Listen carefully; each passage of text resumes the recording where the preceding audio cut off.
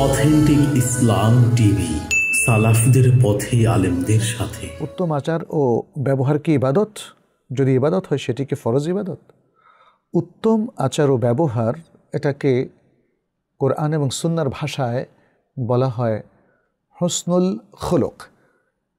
কখনো কখনো এটাকে হুসনুত তাআমুলও বলা হয়। হুসনুত তাআমুল মানে উত্তম আচার, হুসনুল খুলুক মানে উত্তম চরিত্র। আল্লাহ সুবহানাহু ওয়া তাআলা তার নবী সাল্লাল্লাহু আলাইহি ওয়াসাল্লামকে তিনি সার্টিফাই করেছেন, প্রশংসা করেছেন, যখন তিনি বললেন ওয়া ইন্নাকা লাআলা খুলুকিন আযীম, আর নিশ্চয়ই আপনি মহান চরিত্রের উপর অধিষ্ঠিত। হুসনুল খুলুক এটা মুসলিম জীবনে খুবই অপরিহার্য একটা অংশ, তার দিনদারির একটা গুরুত্বপূর্ণ অংশ। অতএব এটাই ইবাদত। ইসলাম প্রত্যেকটা ভালো কাজকে ইবাদতের মর্যাদা দিয়েছে, এমনকি বৈধ স্বামী স্ত্রীর মেলামেশাকে পর্যন্ত ইবাদতের মর্যাদা দিয়েছে। যেমনটি নবী সাল্লাল্লাহু আলাইহি ওয়াসাল্লাম বলেছেন ওয়াফি বুদ'i আহাদিকুম সাদাকা, আর তোমাদের কারো লজ্জাস্থানের মধ্যেও রয়েছে সাদাকা। এই দীর্ঘ হাদিসটিতে বিভিন্ন জায়গায় নানাভাবে ভালো ভালো কাজগুলোকে সাদাকা বলা হয়েছে, মানে ইবাদত। কাউলুন মারুফুন সাদাকা, সুন্দর কথা বলা সাদাকা, এবং তলাকাত ওয়াজহিকা লিআখিকা সাদাকা, আপনার ভাইয়ের জন্য আপনি সুন্দর মুচকি হাসি দিলেন, এটাও সাদাকা, এটা ইবাদত। সুতরাং উত্তম আচার এবং ব্যবহার এটা ইবাদত।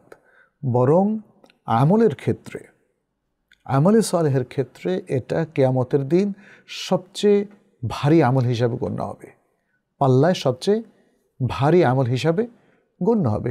প্রসঙ্গে অনেকগুলো হাদিস আছে, আমরা আসলে এই আলোচনাটা দীর্ঘায়িত করতে চাই না, কারণ এরকম আলোচনা আমরা বহু করেছি। এখানে যেমন সহিহ মুসলিমের একটা বর্ণনা আছে, নবী সাল্লাল্লাহু আলাইহি ওয়াসাল্লাম বলছেন আল বিররু হুসনুল খুলুক, পুণ্য হচ্ছে উত্তম আচরণ। আমরা তিরমিজির একটা বিশুদ্ধ বর্ণনা, যেখানে তিরমিজি বলেছেন হাসান সাহিহ, সেখানে দেখি নবী সাল্লাল্লাহু আলাইহি ওয়াসাল্লাম বলেছেন আকমালুল মুমিনিনা ঈমানান আহসানুহুম খুলুকা, ইমানের দিক থেকে সবচেয়ে পরিপূর্ণ মুমিন হচ্ছে সে যার আখলাক সবচেয়ে উত্তম। ও খিয়ারুকুম লিনিসাইহিম, এবং তোমাদের সবচেয়ে উত্তম ব্যক্তি হচ্ছে যে তার স্ত্রীদের কাছে সবচেয়ে উত্তম।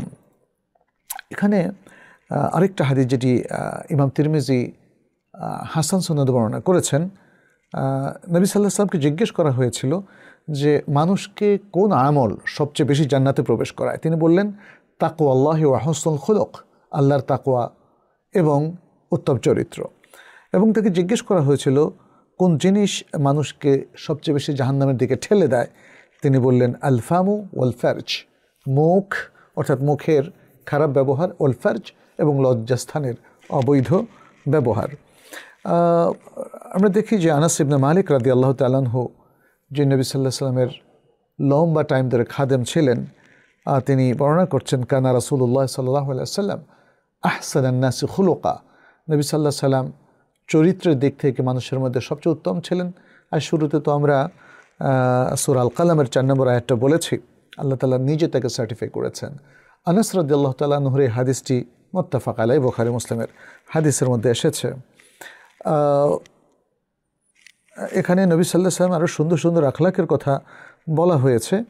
সহিহ বুখারীতে জারীর ইবনে আব্দুল্লাহ রাদিয়াল্লাহু তাআলা আনহু বলছেন যে মা রাআনি রাসূলুল্লাহ সাল্লাল্লাহু আলাইহি ওয়াসাল্লাম ইল্লা তাবাসসামা, নবী সাল্লাল্লাহু আলাইহি ওয়াসাল্লাম আমাকে দেখলেই মুচকি হাসি দিতেন। কি চমৎকার, তাই না? কি চমৎকার আখলাক। এবং সে আখলাকটা আমরা তার জীবনের প্রতি পরতে পরতে পাই, যেটি কোরআন উল্লেখ করেছে এবং যেটি সাহাবায়ে কেরামের বর্ণনা থেকে এসেছে।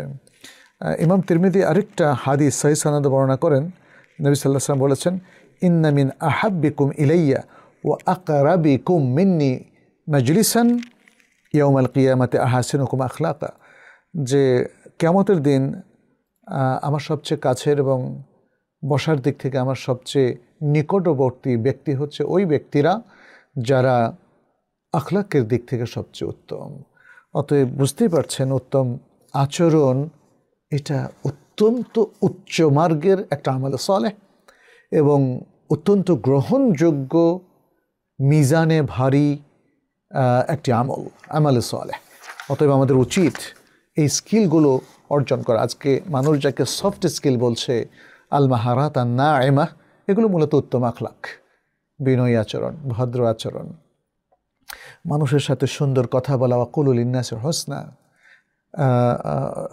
মানুষকে ইতিবাচকভাবে তাকে সম্ভাষণ করা, নেগেটিভ আচরণ থেকে নিজেকে মুক্ত রাখা, গালিগালাজ কিংবা অভদ্র আচরণ থেকে নিজেকে মুক্ত রাখা, এগুলো সবই হলো সফট স্কিল।